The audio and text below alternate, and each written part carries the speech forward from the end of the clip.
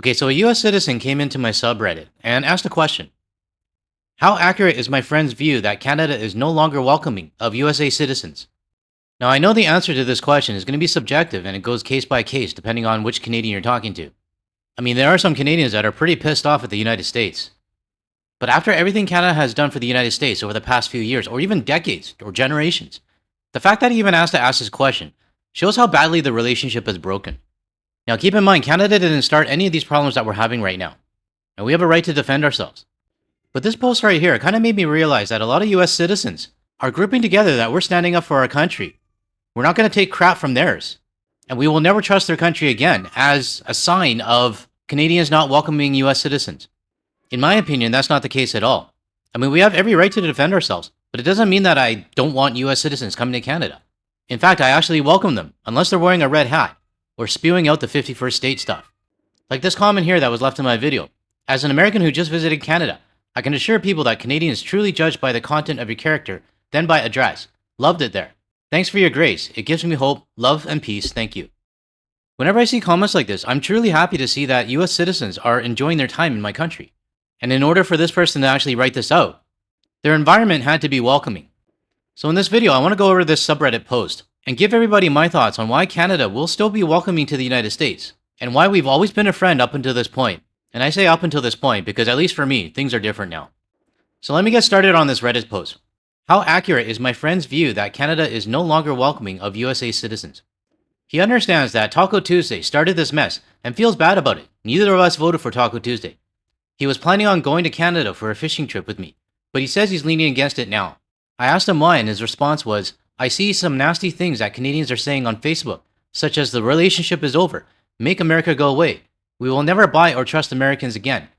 Then boycott is very strong and shows no sign of slowing down.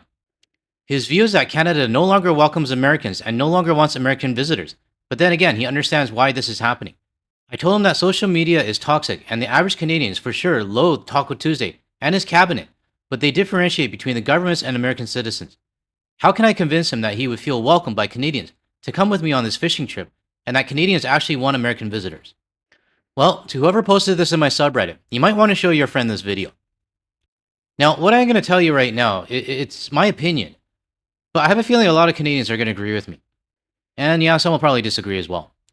But when your friend saw this stuff on Facebook, such as the relationship's over, make America go away, we will never buy or trust American again, I'm going to tell you right now, it is true. And for me specifically, this is not directed at your friend, like the individual person. This is directed at your government, the US businesses that are begging Canada to come back, and to those US citizens that are interfering with our own sovereignty. I'm talking about this guy here. We definitely don't want him in our country, but unfortunately, I don't know why he's still there. It's like a pain in the ass. But before I continue, I need to remind you why we're actually boycotting and why we're actually saying this kind of stuff. Because whether you want to hear this or not, and whether it offends you, the United States has a superiority complex issue. I mean, you guys call yourself the best country in the world. And for decades, the rest of the world, we've just been quietly just sitting there rolling our eyes and be like, whatever. And I don't understand why the United States continuously has to prove that it's the best country in the world. I mean, just because you say it doesn't mean it's true. I mean, if we want to go down that route, you are the greatest in some things. You're the greatest in income inequality, greatest in highest poverty rate, greatest number of children in poverty, worst child well-being, lowest social mobility, highest healthcare costs, most people with no healthcare, highest infant mortality rate, highest obesity rate, highest antidepressant use, shortest life expectancy at birth, highest carbon emissions, worst gender equality, highest military spending, most arms sales, highest incarceration rate, and worst murder rate. This is not just me making this stuff up. I mean, the rest of the world, we see this stuff. But when you couple the need to be like the best in the world with the now threats of becoming your 51st state, I think Canadians have a right to be pissed off. I mean, it's so ingrained in my head, I hate the number 51. But when you see things like the relationship is over, make America go away, we will never buy or trust the Americans again. We're not saying this just because of the threats to our country. We're also saying this because of what we've done for you. Many US citizens have absolutely no idea what Canada did for them on 9/11. For those that might not know, Canada took in all the planes that were destined for the United States. Because when your airspace closed down, those planes had to go somewhere. And I believe Canada took in about 6,000 or 7,000 passengers, I think? I can't remember the exact number, but the point is that Canada helped, and we didn't hesitate. And we also didn't hesitate when it came to saving 6-year diplomats in Iran, basically risking our own citizens to save yours. Which then Hollywood had to sensationalize it and make it, USA, USA. and basically downplaying the role that Canada had. And while your richest zip code was on fire, Canada didn't hesitate to send its super scooper, to save your billionaires and millionaires and celebrities' homes, only to have our super scooper damaged by some idiot's drone. Or the times when Canada sent its hydro crews to Georgia and Florida out of all places to help them fix their power. Looking back at it, do you think a lot of the Floridians actually realized that Canada helped out? Probably not. My guess is that they probably only care about the power being back on. And if you think I'm just jaded by saying all of this about Florida, this doesn't sound like someone that was appreciative of Canada. We continue to set tourism records. 2024 saw more than 142 million visitors come to the state of Florida. This includes 3.3 million visitors from Canada. That's not much of a boycott in my book. Maybe they wanted to get a glimpse of what a Stanley Cup winning hockey team actually looks like. Yeah, that's not much of a thank you from a friend, if you ask me. I just realized this guy's got a really punchable face. And if I had to choose between one of these two guys, it would be a hard decision for me. But the point of me showing all of this is to show why we're so upset at the United States. And it's not at all citizens. Because I do know there are some US citizens that do appreciate what we've done for the country, and do appreciate the friendship as well. But unfortunately, that's a very small portion of the 340 million US citizens. Because lately, we're seeing more and more comments like this. I do not recognize Canada as a sovereign nation or a nation at all. US needs nothing from Canada. No one cares. F off Canada. Not something you want to hear from a quote-unquote friend. This is where the betrayal comes in, and this is why we say things like the relationship is over, make America go away. We'll never buy or trust the Americans again. Because seeing headlines like this, or messages coming from your president, calling our prime minister a governor, saying the tariffs would go away if we just merged with you guys, this right here is the ultimate betrayal. Now, we expect this from Taco Tuesday. I mean, he's deranged. He's not all up there. But I think what I did expect, this is just me, is more support from the ordinary US citizens. Maybe even the Democrats standing up and saying, hey, no, you shouldn't be doing this to our neighbors. Instead, some Democrats have shown they're no better than the Republicans. And what you're seeing on the screen right now are 3 Democratic members that have proven that they're no friends to Canada. I don't think I need to explain what each one of these senators and governors have done or said. And for us Canadians, we're not going to forget it.